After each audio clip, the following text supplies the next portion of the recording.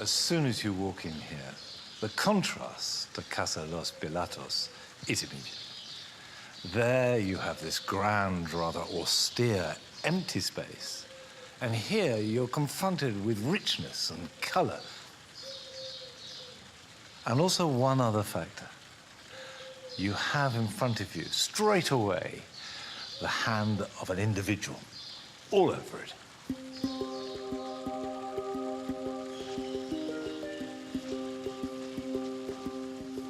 Dueñas belonged to Caetana Fitzjames Stuart, 18th Duchess of Alba, who, despite the Anglicization of her name, was very Spanish. And she was one of the richest women in Spain. It was said she had more land than even the King of Spain. And this was her favorite home. And she was a dramatic figure. She was famous for her eccentricities, her lifestyle, her parties. Everything she did was notable, grand, and sometimes a little eccentric.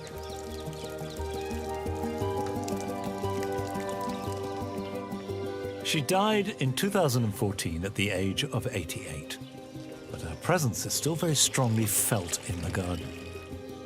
Above all, the Duchess adored colour and would plant her favourite bright plants more or less at random throughout the garden. And there are many seats dotted here and there, so the Duchess could sit and entertain and relish the garden that she loved so much. And she shared that love with her gardeners.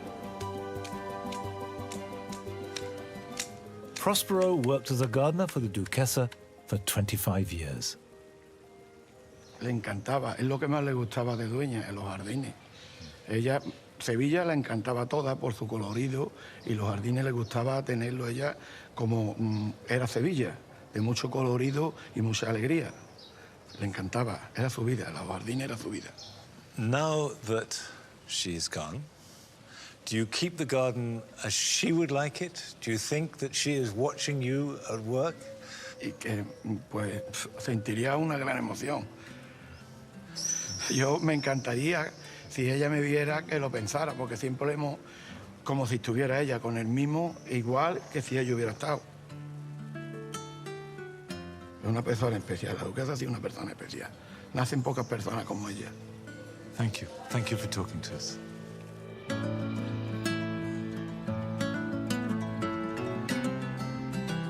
I've come to the end of this trip.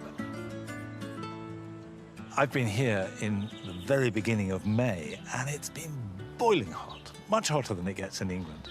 And yet, there are months of increasing heat ahead. And what we know is that climate change is making these conditions more extreme. What's happening here in Spain today is almost certainly going to affect us in the north of Europe tomorrow. And yet gardens are made, beautiful gardens.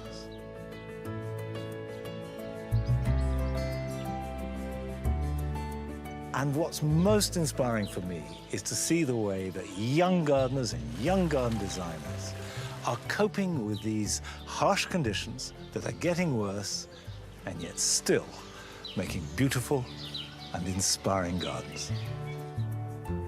The next program takes me to the north of Spain. Although perhaps less widely known than the south, its cooler climate and stunning landscape mean that it may well be the up-and-coming holiday destination.